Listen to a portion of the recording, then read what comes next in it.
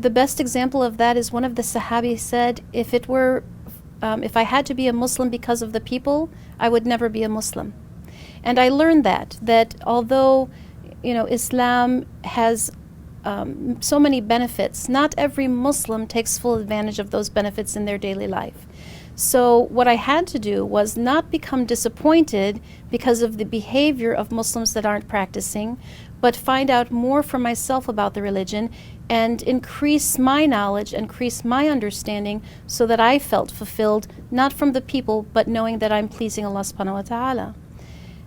It's always contradictory in every society, in every religion. There are Christians that practice very committedly, and there are Christians that are just holiday Christians that come only on the high holidays.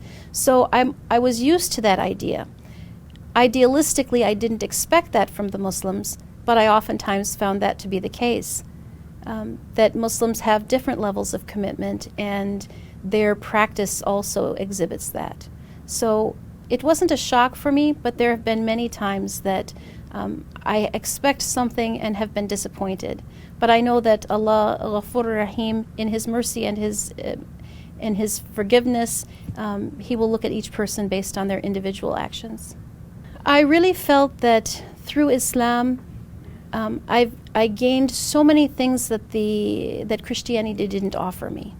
Really, the personal relationship with God, the idea that when I stand in Salah, that there's nobody there in front of me other than Allah subhanahu wa ta'ala. That my guide for living my daily life is that, will this please Allah or not? I don't have to be in fear of individuals or ideals, but only I have to be fearful of Allah. And that created a strength in me and a confidence as a human being that I'm able to live my life in the most decent way possible and still have a personality of values and character that's becoming to other individuals.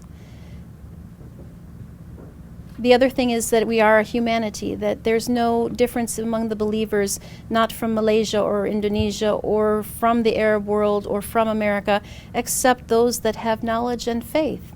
And you can be the richest person in the world, or you could be the poorest person in the world, and Allah will judge you only on your individual actions. And so money doesn't count, status, family name, the country of your origin, but that we're all one humanity. Well, it appears to me that oftentimes the leadership in the Islamic world is lacking. By name, they're Muslims, but they don't necessarily follow what Allah subhanahu wa ta'ala had intended. So in their leadership process, they move away from Islam, and I understand their reasoning for doing that, but the true fact of the matter is that when they're claiming to be Muslims and they're not following what Islam teaches, they're creating inconsistencies. The other situation that we have is that although we have opportunities to make a good presence of Islam in countries that are not known to be Islamically based, we oftentimes make a mess of things.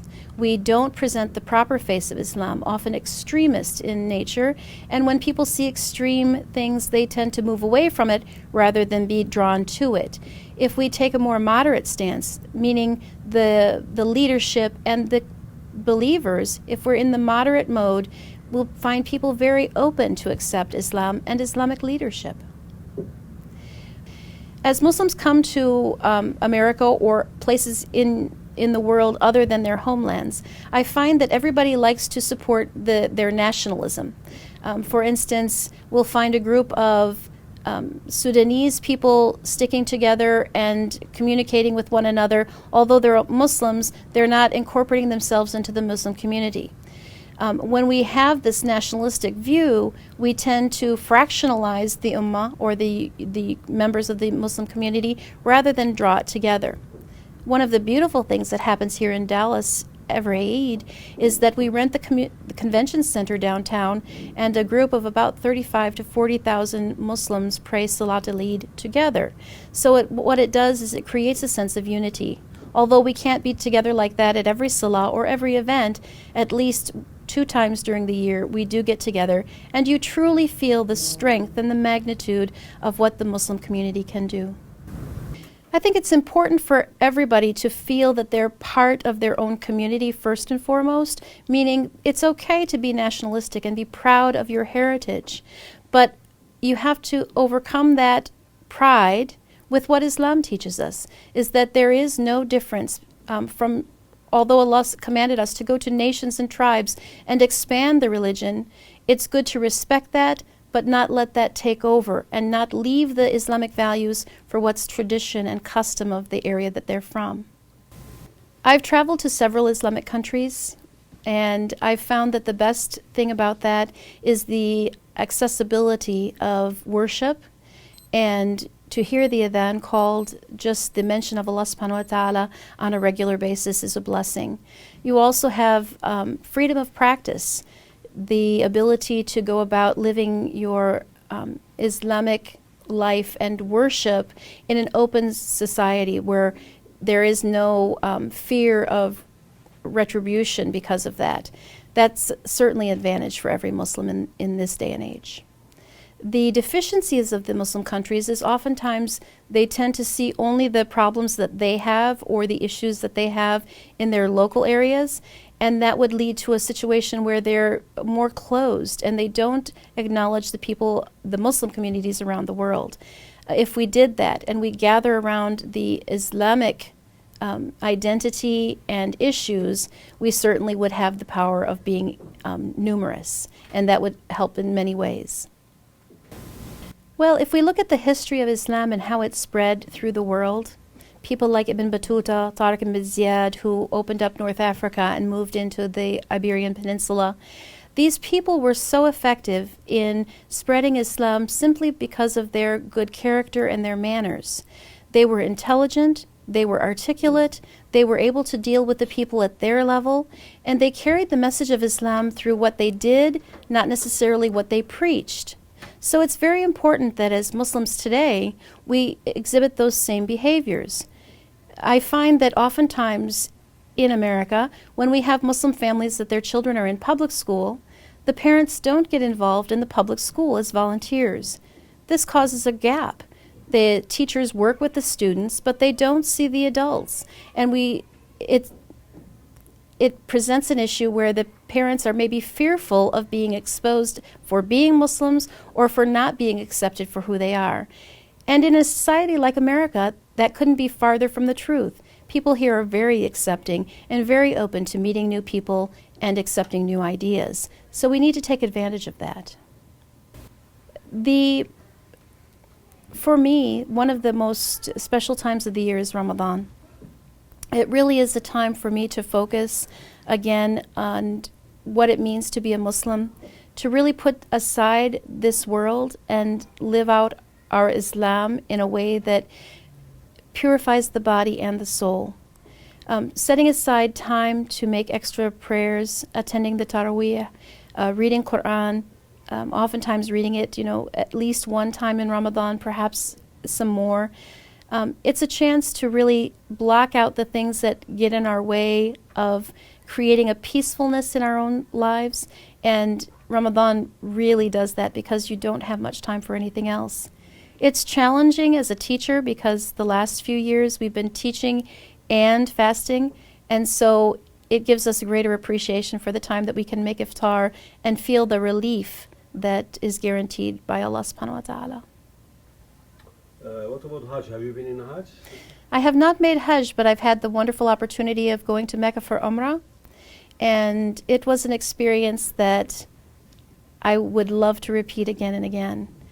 I was very fortunate that I made my whole Umrah within a meter of the Kaaba, and every time I made the tawaf around the Kaaba, I got to touch the Rukn Yamani, and I actually got to touch the black stone, and to stand in the spot where Ibrahim and his son placed the stones to build this structure. It's just amazing to me. As people always said that when you make Umrah or Hajj, it really calls for you to come back, and indeed I feel that to be the case. As soon as I have the opportunity, inshallah, I will go back to Saudi Arabia and perform the Umrah again, and inshallah the Hajj soon. It's, for me, sometimes it's a point of sadness, because in the Salah, I reflect on all the things that I'm probably falling short of, the things that I haven't done, and I really open my heart for Allah and ask for His forgiveness during the Salah. This is the one time that I'm closest to Him. And it's the one time that I feel that I'm very much exposed, that Allah has at that moment, a window to my soul, and it's a very important part of my day.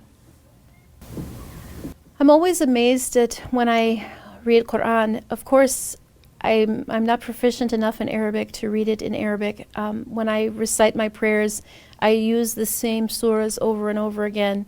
But I'm counting on the fact that Allah subhanahu wa ta'ala guarantees that each letter of Quran that I recite will be recorded for me.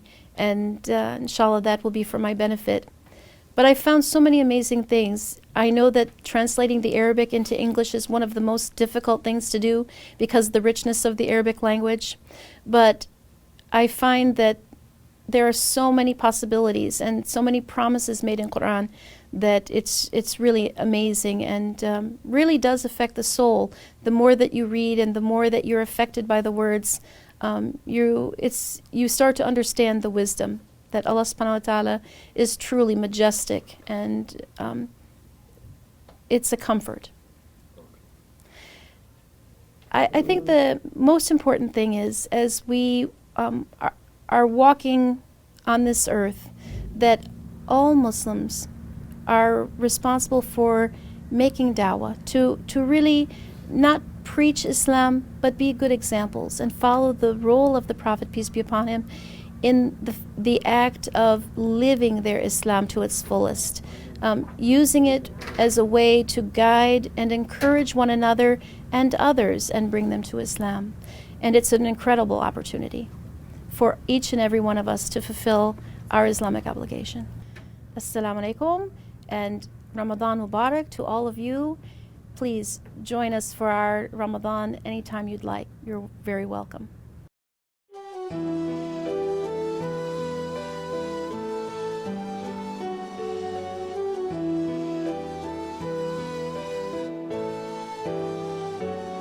Dilersen zengin yaparsın, ey yücelerin yücesi. Yokluğuna düşürme, Zalime muhtaç etme, lütfeyle bizlere. zenginlerin zengini. Alanda veren de sensin, Benim canım Allah'ım, El-Mughni ismini çok seviyorum. Ey yücelerin yücesi, benim canım Allah'ım, El-Mughni ismini çok seviyorum. Ey yücelerin yücesi, benim canım Allah'ım.